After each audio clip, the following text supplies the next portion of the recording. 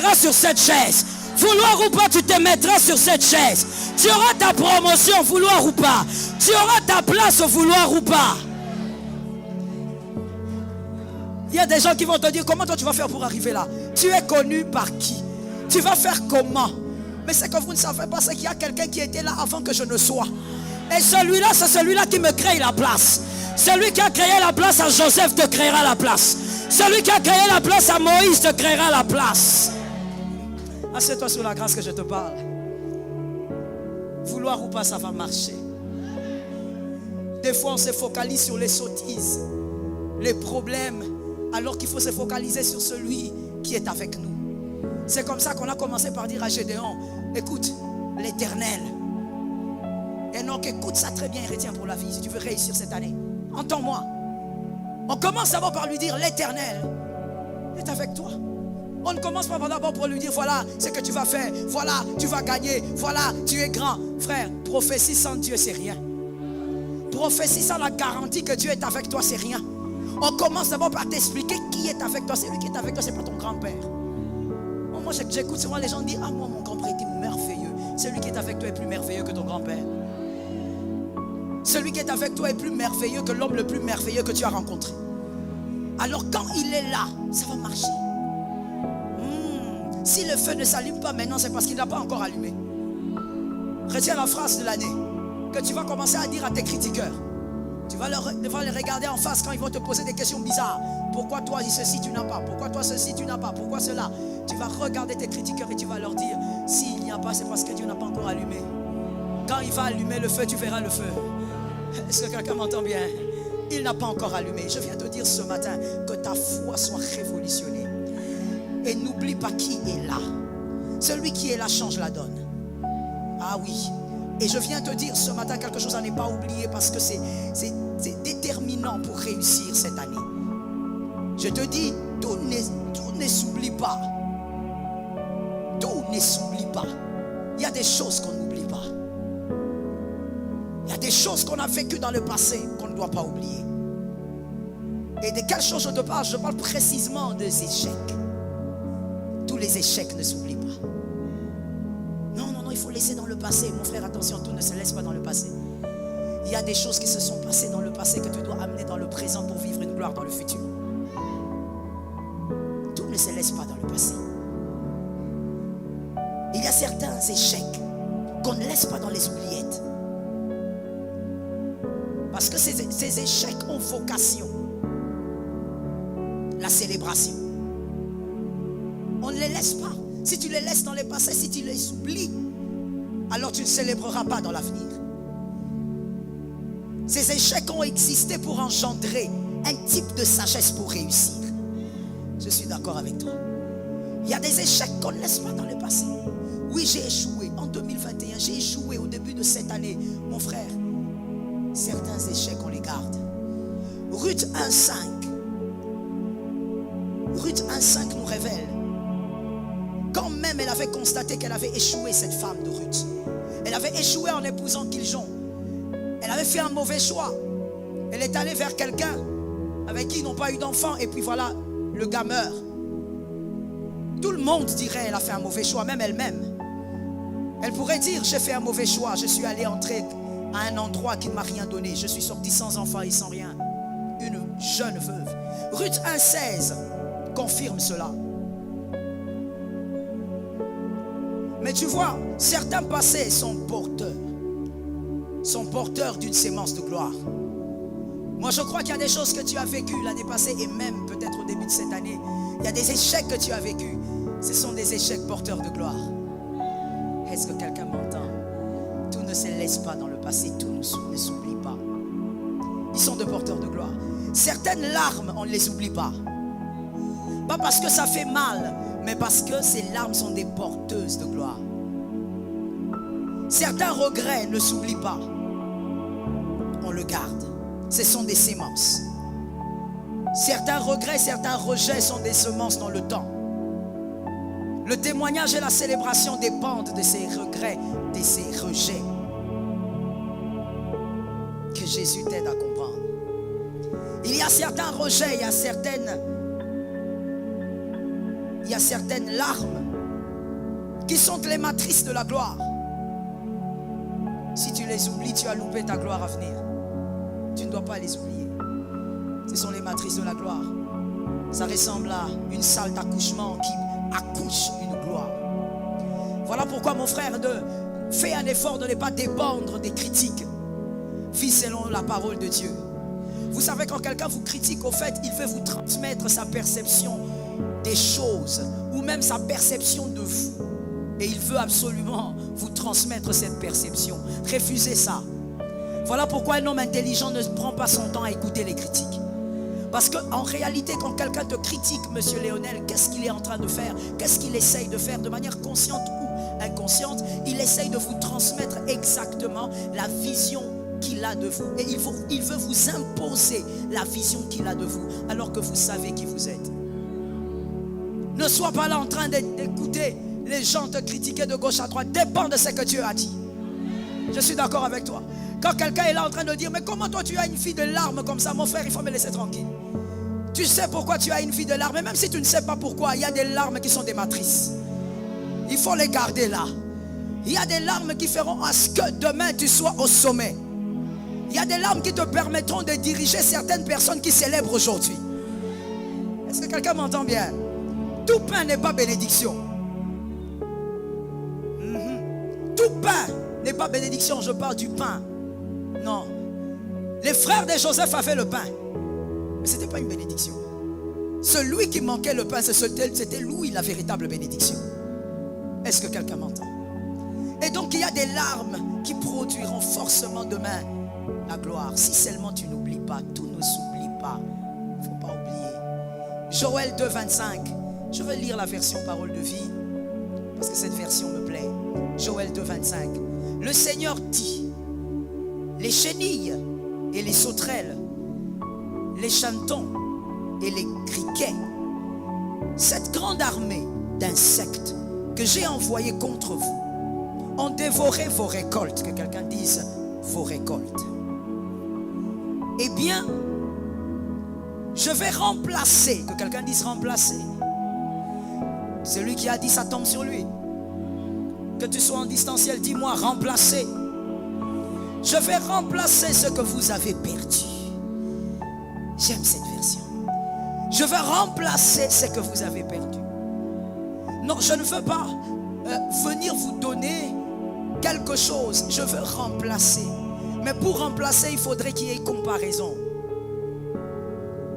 Est-ce que quelqu'un m'entend? Pour dire qu'on a remplacé une chose, il faudrait qu'on la compare à quelque chose. La chose qui était là précédemment. Donc il faut qu'il y ait quelque chose. Qui n'a pas entendu? Il faut qu'il y ait quelque chose pour que Dieu remplace celle qui était là et qui n'est plus d'actualité. Et donc Dieu permet l'échec parce qu'il doit remplacer. Je bénis le Seigneur pour la grâce. Je dis à un frère, arrête de te plaindre, arrête d'accuser les hommes, Dieu est dans l'affaire. Ici, il est en train de dire, c'est l'armée que moi-même j'ai envoyée. Ce n'est pas le diable, il n'a pas cette force-là. Il n'a pas ce pouvoir-là. C'est moi-même qui ai envoyé les chenilles, les criquets. C'est moi-même qui ai envoyé les haltons. C'est moi-même qui ai envoyé cette armée pour ravager. Et ravager pourquoi? Parce que je vais remplacer. Est-ce que quelqu'un m'entend? Donc c'est Dieu qui a fait pleurer autrefois. C'est Dieu qui a permis qu'on te rejette. Je vais t'expliquer quelque chose, ça va peut-être t'aider à comprendre, à mieux comprendre ce que je veux dire. Tu sais, quand le Seigneur parle des chenilles, la chenille, elle mange les feuilles. Quand Dieu parle des criquets, il y a une catégorie ou une espèce de criquet. Ceux-là, ce sont les criquets pèlerins. Ils se baladent en troupe. Et ceux-là, quand ils arrivent, ils ravagent les feuilles. Et ils sont des mangeurs de feuilles, comme les chenilles. Et il y a aussi les hannetons. Les hannetons aussi ressemblent aux criquets un tout petit peu, c'est la même famille. Et eux, ils ne ravagent pas les feuilles. Eux, ils ravagent les racines. Seigneur, est-ce que ça ne suffit pas de ravager les feuilles? Tu vas aussi envoyer pour qu'on ravage même les racines. Parce que si on ravage les feuilles et qu'on garde les racines, ça peut repousser. Dieu, est-ce que c'est de la méchanceté ou quoi? Donc tu vas envoyer des chenilles qui vont ravager les feuilles. Tu envoies aussi les hannetons, eux vont ravager les racines. pour que rien ne reste. Si quelque chose reste, il ne pourra pas remplacer. Pour remplacer, il faut que rien ne reste. Il fallait que tu échoues totalement. Là où il y avait 100% des réussites, tu avais bien calculé, tu avais bien analysé, mais finalement tu as échoué d'alpha à oméga. Tout calcul fait, tu devais réussir. Tout calcul fait, tu devais arriver à entrer par cette porte. Tout calcul fait, tu devais réussir à avoir ce travail. Mais tu as échoué de alpha à oméga. Échec sur échec. Alors que tu avais bien analysé les choses. Dieu va ravager jusqu'aux racines. Il ne laissera rien. Le gars là, non seulement il t'a plaqué, mais il ne s'arrête pas à te plaquer. Il commence à te calomnier. Même les racines. Au lieu qu'il te plaque simplement et que vous vous séparez à l'amiable, lui, il va même vilipender ton nom. Même les racines seront touchées par les hannetons. Il va tout détruire. Tu vas te poser la question, mais comment j'ai échoué? Tu vas t'enfermer, mon frère. Que quelqu'un dise à un autre, ce sont des choses anciennes. Tu l'as dit en retard, bon, que les hommes de foi m'aident. Dis à un autre, ce sont les choses anciennes. Voici les choses anciennes. Ces choses-là où quand tu échoues, tu vas t'enfermer dans la chambre. Tu commences à méditer. Qu'est-ce qui se passe dans ma vie? J'ai fait quoi à qui? Pourquoi ça n'arrive qu'à moi? Mon frère, laisse. Ce sont les choses anciennes. Pourquoi ça n'arrive qu'à toi? Ça n'arrive pas qu'à toi. Ce sont les choses anciennes. Dieu a ravagé même à la racine. Même celui qui t'avait promis avec beaucoup de garanties que ça va marcher. Même quand tu viens me dire, maman, c'est le petit frère du petit frère du petit frère de ma mère. Celui qui est là, c'est mon oncle. Ça va marcher. Mon frère, il a envoyé même à la racine. Même celui qui est le jumeau de ton papa n'a pas pu t'engager. Ça a échoué jusqu'à la racine. Tout le monde t'acclamait déjà parce que tout le monde était sûr que ça allait marcher. Dieu s'est organisé pour que rien ne marche. Et des fois, vous savez, Dieu fait des choses étranges. Il te laisse, exactement comme le peuple d'Israël. Ils vont, ils sèment. Et ça pousse même. Que quelqu'un me dise ça pousse. Ça veut dire que Dieu te laisse. Tu fais la chose. Ça marche, ça marche, ça marche. Arrivé au dernier point, tout se détruit. Alors que tout avait bien commencé. Des fois même le Seigneur te dira, va. Il y a des gens qui m'ont dit ça. Mais maman, Dieu m'avait dit de faire. Dieu m'avait dit d'aller. Quand Dieu te dit va, il ne t'a pas dit tu vas réussir. Il t'a dit va. Il faut connaître Dieu. Non, même Dieu a dit qu'il sera avec moi. Oui, Dieu a dit qu'il sera avec toi et qu'il va te consoler quand ça va échouer.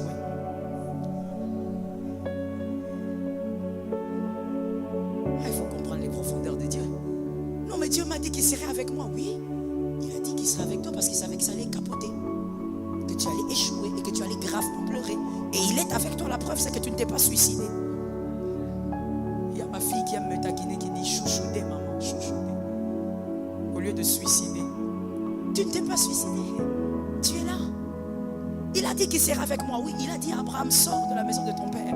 Il n'a pas dit à Abraham, il a dit oui, je te bénirai, mais il n'a pas dit je te bénirai dans 2 ans. Il a dit sors. Je ferai de toi un homme grand, oui, mais il n'a pas dit qu'il ferait de lui un homme grand dans 2 ans ou même dans 5 ans. Il a dit seulement va, je ferai de toi un homme grand. Il a dit toutes les nations de la terre, toutes les nations de la terre seront bénies par toi. Mais il n'a pas dit à Abraham que tu auras des conflits avec Lot. Il parle de la bénédiction des nations, mais il ne parle pas du conflit qui est à 0 mètre. Dieu. Il te dit va, mais il ne t'a pas dit que ça va marcher. Et quand ça ne marche pas, il est là parce qu'il t'a promis qu'il serait là. Jusqu'à la racine, il détruit.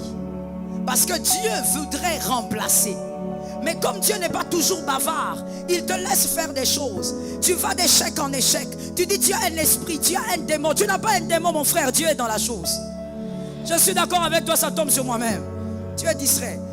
Tu n'as pas un démon. Arrête de t'enfermer en retraite. Tu n'as pas un démon. Vous savez, certaines prières, la prière c'est toujours bien, la prière bonifie. Mais il y a certaines prières, mon frère, ça devient une perte de temps. Je te réchoque. Il y a certaines prières qui deviennent une perte de temps. Parce que quand toi tu t'enfermes pour prier pendant 5 jours, alors que tu n'as aucun problème spirituel, Dieu attend que les 5 jours là, tu maximises pour apprendre de nouvelles choses afin que tu vives la gloire de demain. Tu es en train de perdre ton temps. Voilà pourquoi Salomon peut dire chaque chose a son temps. Tu vas t'enfermer là-bas 5 jours. J'ai un démon. Tu n'as pas de démon. L'armée de Dieu a tout détruit. Et nous bénissons l'Éternel quand c'est son armée qui détruit. Parce qu'il y aura une autre armée qui viendra restaurer. Une autre armée viendra remplacer. Ça tombe sur la maison de quelqu'un d'intelligent. Ça tombe sur ma propre maison cette fois. Lorsque Dieu détruit à la racine, c'est parce qu'il veut que rien ne reste. Il ne veut pas que tu dises, ah oui, ça marchait, mais je me rappelle que j'avais causé avec mon oncle qui est ceci, et celui qui m'a soutenu. Ton oncle n'aura pas de place jusqu'à la racine. Tu vas même appeler le téléphone, on va te dire soit éteint. Tu cherches les périmètres. Tu commences à te balader comme un fou. Qui a déjà fait ça? Se balader avec son téléphone comme un fou. Qui? Nous sommes nombreux. Les autres là qui n'ont pas levé là, c'est parce que je ne sais pas. Je préfère pas dire. Tu as ton téléphone comme là, tu te balades. Tu cherches quoi? Même là où il y a les réseaux, tu vas chercher le réseau. Ça te rend fou. Parce que tu te dis, cet homme m'avait promis, cet homme m'avait donné des garanties. Oh, jusqu'à la racine, il va détruire. Afin qu'aucun homme ne se tape la poitrine. Il est le Dieu qui amène au sommet, qui fait traverser la vallée. David, je parle à un David qui est ici. David, il faut que tu restes derrière les brebis. Il faut que ton propre père biologique t'humilie. Pourquoi? Parce que lorsque tu seras roi, tu vas danser comme un fou. Je bénis celui qui a entendu. C'est celui qui a entendu là. C'est celui qui lit aussi la Bible. Il faudrait qu'il saille, te rejette et t'humilie. Mais c'est ton père biologique, oui. Mais même devant lui, tu dois disparaître. Parce que lorsque tu seras roi, tu dois danser comme un fou. David a dit à sa femme, écoute, tais-toi.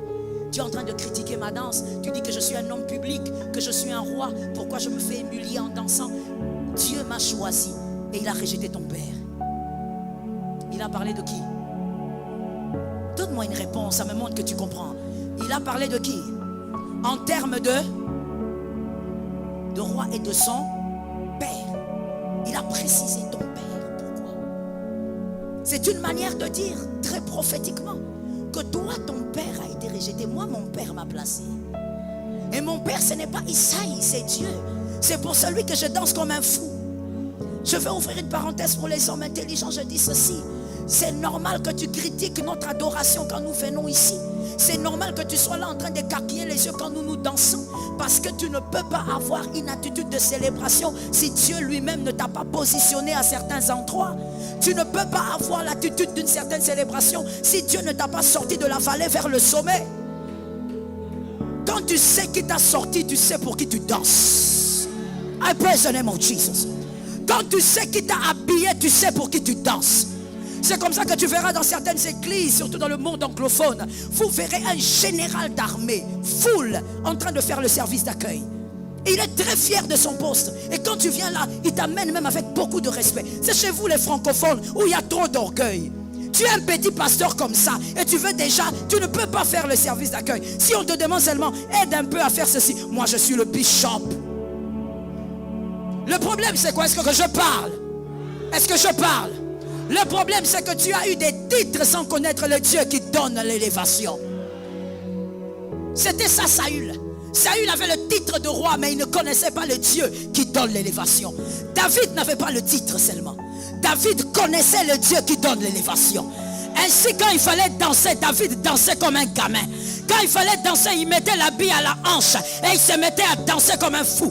Parce qu'il savait qui était le Dieu qui l'avait sorti derrière les brebis. Son père n'avait pas pu. Son père l'avait rejeté. Sa mère d'ailleurs, il ne connaissait pas. Mais il connaissait le Dieu qui amène au sommet. Je dis à quelqu'un, si tu ne connais pas ton père, ce n'est pas un problème. Tu ne connais pas ta mère, ce n'est pas un problème. Même si on te dit que tu es l'enfant d'un fou et d'une folle, ce n'est pas un problème. Celui qui est avec toi, c'est celui qui amène au sommet. Tu es un frère. Ne cherche pas à se connaître mon père, ce n'est pas ça l'essentiel. Je n'aime pas la foi que tu manifestes là, mon frère. Tu as un problème de foi. Tu as quelqu'un d'autre, ne cherche pas à connaître ma mère, ce n'est pas ça l'essentiel. Maintenant, dis à quelqu'un que tu vois qui a la foi. Parce que la foi se transmet. Dis à cette personne, cherche à connaître le Dieu qui m'a placé. il y a quelqu'un qui a du mal à dire le Dieu qui m'a placé. Parce que quand tu veux dire, tu te regardes, tu dis, m'a placé où? Tu ne comprends pas que dans l'assemblée des saints, nous parlons comme des futuristes. Nous savons que Dieu nous a placés quelque part.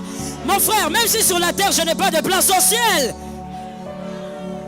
Ça ne rattrape pas. Dis à ton voisin, cherche à connaître le Dieu qui m'a placé. J'aime ce gars-là, j'aime ce garçon-là qui chante. Oh, I like that song. À chaque fois, j'aime écouter cette chanson parce que j'aime les paroles au fait. C'est pas trop la voix qui m'intéresse, c'est les paroles.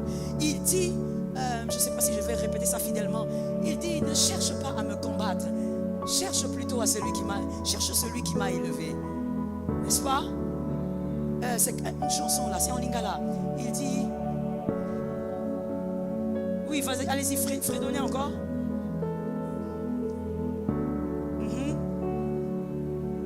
Voilà. Olio Luka. Quoi? Olio Luka quoi?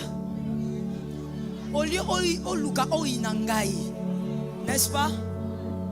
Traduction, au lieu de chercher à m'haïr, à me détester, cherche celui qui m'a élevé. Cherche celui qui m'a donné la santé.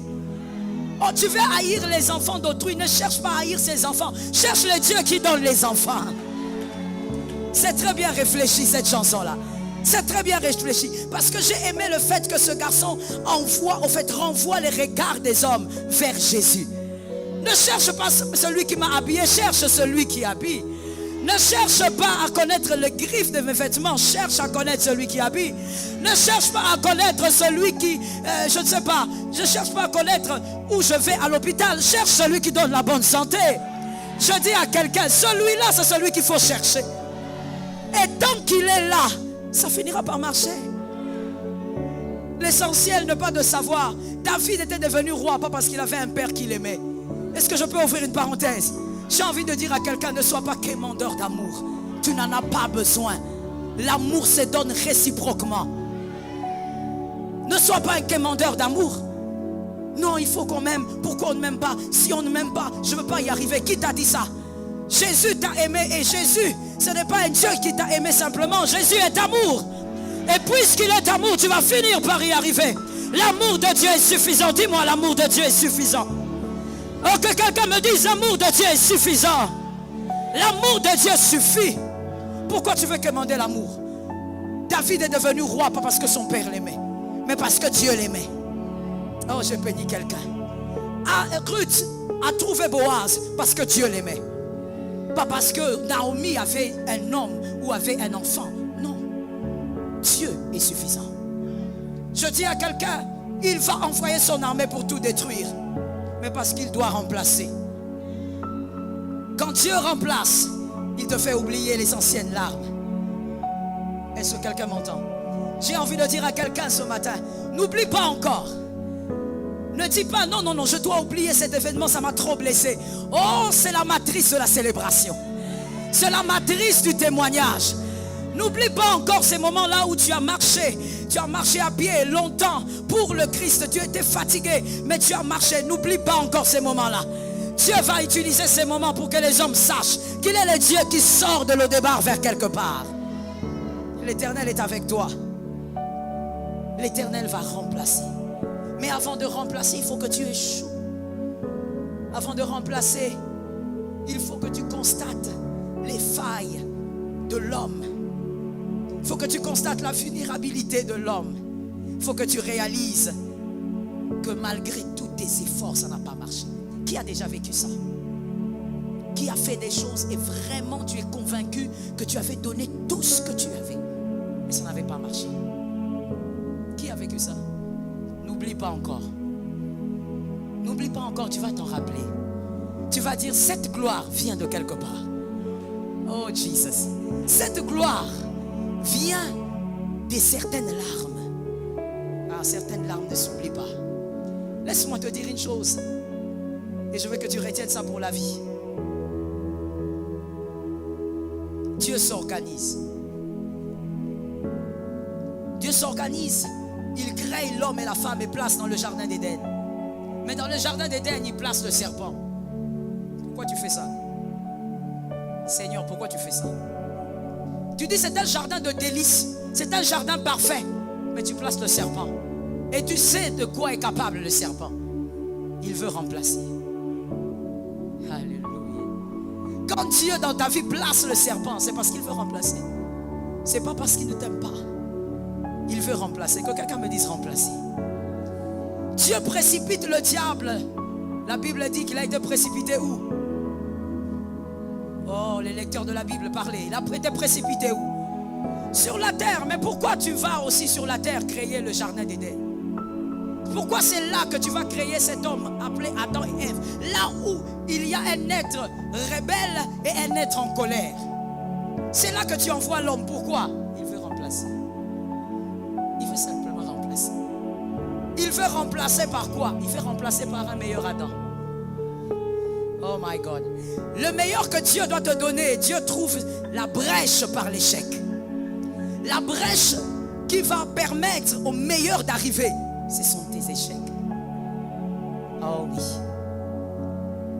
Tout n'est pas à regretter, mon frère. Ne regrette pas la présence d'Agar. Ne regrette pas. Pourquoi Dieu m'a fait ça? Est-ce que Dieu ne pouvait pas y faire autrement? Est-ce qu'il fallait forcément que je perde ceci, que je perde telle personne? Pourquoi Dieu m'a fait ça? Non, ne regrette pas la présence d'Agar. Agar doit être là parce qu'Ismaël doit arriver avant Isaac. Je parle? Ismaël doit arriver avant Isaac. Pourquoi? Parce que Abraham, qui n'a jamais eu d'enfant, vieux comme il doit apprendre à faire la différence entre un enfant qui naît et un enfant qui vient de Dieu. Que quelqu'un dise à son frère, ça tombe sur. Abraham n'a jamais eu d'enfant. Qui est d'accord avec moi? Il n'a jamais eu d'enfant, il est vieux. Et donc si Dieu lui avait donné simplement Isaac, il aurait dit, oh gloire à Dieu, j'ai Isaac, voilà ma bénédiction. Il est finalement né.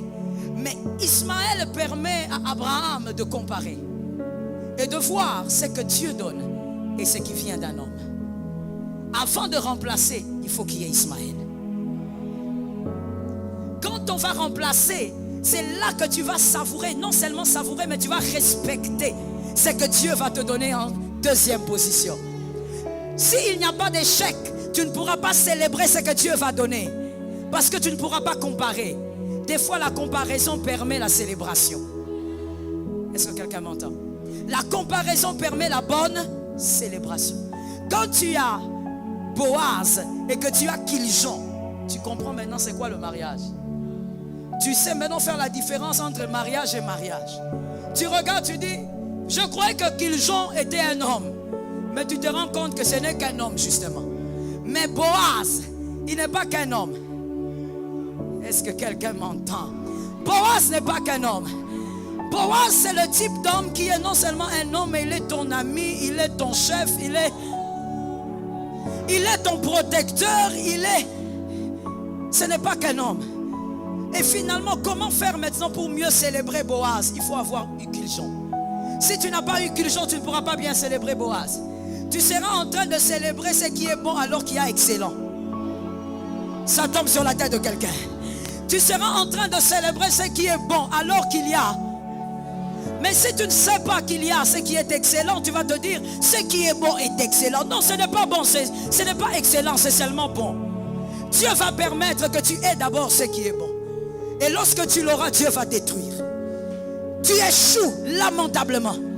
Alors que tout le monde commençait déjà à célébrer ton intelligence. Mais quand Dieu va remplacer, les hommes diront, ça ce n'est pas la main d'un homme. Ça ce n'est pas la main d'un homme. Ce n'est pas l'intelligence d'un homme. Il y a quelqu'un qui a remplacé. You know what? La Bible dit que l'agneau avait été immolé quand? Avant la fondation du monde. C'est-à-dire avant que Dieu décide de créer l'homme à son image et à sa ressemblance. Avant même que l'homme ne pêche, l'agneau avait été immolé. Let me talk to you. Écoute-moi bien. Voici donc la vérité. C'est que Dieu avait bouqué son plan depuis. Le deal, là, il avait fait son deal depuis. Son deal de créer l'homme et la femme et d'y mettre les serpents afin qu'ils pêchent. J'explique ça autrement pour celui qui ne lit pas beaucoup la Bible. Dieu a mis l'homme et la femme dans les jardins d'Éden. Je sais que je vais réchoquer les théologies, mais c'est ça. Dieu met l'homme et la femme dans le jardin Parce que je m'appuie sur un verset biblique qui dit que l'agneau a été immolé avant la fondation du monde. N'a pas été immolé parce que Dieu sait tout, mais a été immolé parce que Dieu avait un plan. Can I talk to you? Dieu ne fonctionne pas, Dieu ne réagit pas. Voilà ce que je voulais dire. Dieu ne réagit pas, Dieu agit. Quand tu dis que si tu penses que Dieu avait immolé l'agneau parce qu'il savait que l'homme allait pécher, alors cela voudrait dire que Dieu entre dans un régime où il réagit. Or Dieu ne réagit pas. Dieu agit selon un plan. Donc si l'agneau a été immolé avant la fondation du monde, c'est parce que Dieu avait placé l'homme et la femme dans le jardin de délices et avait mis le serpent sciemment, avait mis les deux arbres de la vie et de la mort et de la connaissance du bien et du mal sciemment, parce qu'il voulait que l'homme pêche. Dieu regarde Kéma, je vais au-delà. Je monte avec les aigles. Dieu, lorsqu'il regarde Adam, il dit, je veux créer un être qui va l'aider. Ce n'était pas seulement pour aider l'homme à être ce qu'il doit être, mais c'était pour aider l'homme à pécher. Il devait aider l'homme à pécher, parce que si l'homme ne pêche pas, celui qui a été immolé avant la fondation du monde, le second Adam, qui doit remplacer le premier, ne pourrait pas venir. Est-ce que quelqu'un m'entend? Voilà pourquoi lorsque l'homme vient devant Dieu, il dit, j'ai péché, c'est la femme que tu m'as donnée. Il dit, petit, mets-toi à côté, tu ne comprends rien. Femme, qu'est-ce que tu as fait? C'est pas moi, c'est le serpent, mets-toi à côté, tu ne comprends rien. Et toi, tu as fait ça pourquoi? Moi, j'ai fait seulement, tu as fait seulement. Alors voici ma sentence. La terre sera maudite à cause de toi, monsieur. Madame, tu vas accoucher avec beaucoup de douleur, mais ta postérité. La postérité écrasera n'est pas une prophétie qui est sortie le jour, écoute-moi très bien, cette prophétie n'est pas sortie le jour de la malédiction. Cette prophétie était avant la fondation. Avant la fondation du monde, quand il a été immolé, c'était déjà la prophétie. La postérité de la femme écrasera. Et donc quand Dieu veut remplacer mon frère, les calculs de Dieu ne sont pas les calculs des hommes. Les hommes vont dire, voici l'échec. Dieu a bouqué l'échec. Il dit lui-même dans Joël que je t'ai donné, Joël 2,25, il dit lui-même, mon armée va détruire. Lui-même va bouquer ton échec. Pourquoi? Parce qu'il veut remplacer. Ce que tu veux avoir là en 2022, pour Dieu ça ne marche pas. Ce n'est pas à ta taille. Ce n'est pas à la taille du Dieu que tu as choisi. Est-ce que je peux parler à quelqu'un? Quand tu demandes une chose à Dieu, Dieu te donne d'abord parce que tu es son fils. Mais écoute, Dieu te donne aussi parce que tu portes son nom. Qui a entendu son père ou sa mère lui dire, écoute, arrête, ne fais pas telle ou telle autre chose, ne me fais pas honte, honore mon nom. Qui a déjà écouté son père dire ça? Ça ne m'étonnerait pas que beaucoup de jeunes n'aient pas écouté. Parce que les jeunes d'aujourd'hui grandissent comme des légumes. Les parents, c'est pratiquement sans éducation. Les parents, ce sont des parents VIP. Ils ne grondent pas les enfants, ils ne punissent pas. Ce sont des parents VIP, comme je le dis. C'est pourquoi vous grandissez comme ça et vous faites trop mal à la tête, même à l'église. Je reviens à ce que je disais pour dire. Ton père a eu à te dire, ne fais pas ça, ne déshonore pas mon nom. Parce qu'il sait que tu n'es pas seulement un homme à part entière, mais tu portes son nom. Partout où tu vas, quand on te regarde, on sait que tu es le fils d'eux. Et il tient à ce que tu respectes son nom. Dieu, c'est la même chose. Dieu ne te donne pas seulement parce que tu as jeûné, parce que tu as pleuré. Dieu ne te donne pas seulement parce qu'il a compassion de toi, mais il te donne parce que tu portes son nom.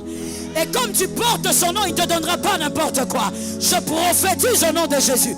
Il ne te donnera pas n'importe quoi parce que tu portes son nom. Il ne te donnera pas des choses qui se détruisent parce que tu portes son nom. Il ne te donnera pas des choses que les hommes vont oublier parce que tu portes son nom.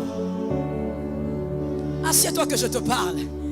Il ne te donne pas n'importe quoi. Tu es là en train de pleurer. Tu dis, mais pourquoi quand moi je demande à Dieu, c'est toujours compliqué? Parce que tu portes son nom. Il tamise très bien ce qu'il doit te donner.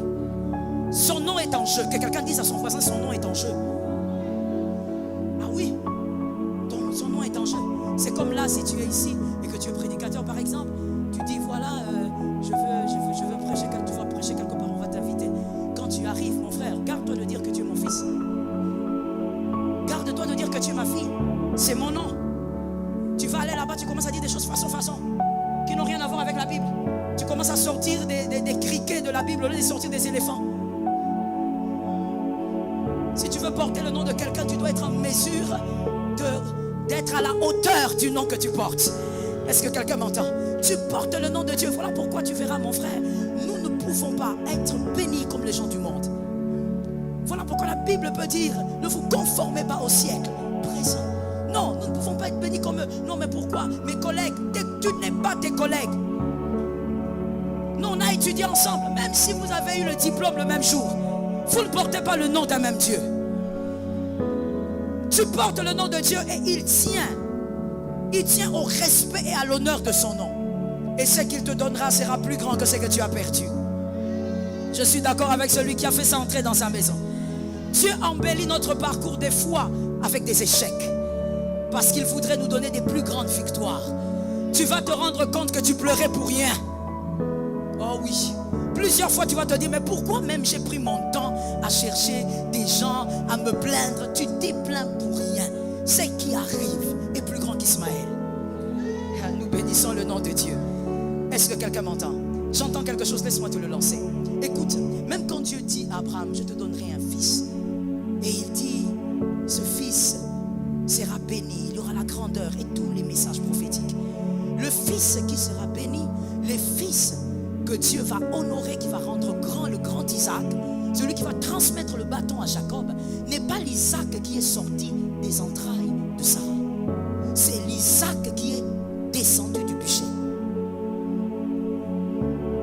Ce n'est pas l'Isaac que Sarah avait mis au monde.